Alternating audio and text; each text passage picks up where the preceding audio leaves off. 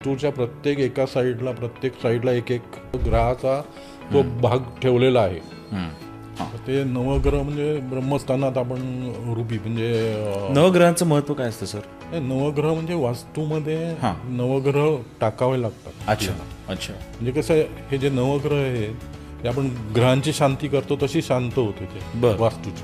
बरं. त्यांना ते ग्रह त्या ग्रहाला तो त्याचा रिप्रेझेंटेटिव्ह मिळतो. म्हणजे आता मंगळ आहे त्याला आपण पोळ ठेवलंय, नंतर हिरा आहे शुक्राला ठेवला आहे, नंतर स्फटिक ठेवतो, मोती आहे तिथे चंद्र बळ वाढतं तिथलं. बरोबर. नंतर गोमेट ठेवतो किंवा मग रुबी ठेवतो म्हणजे माणिक.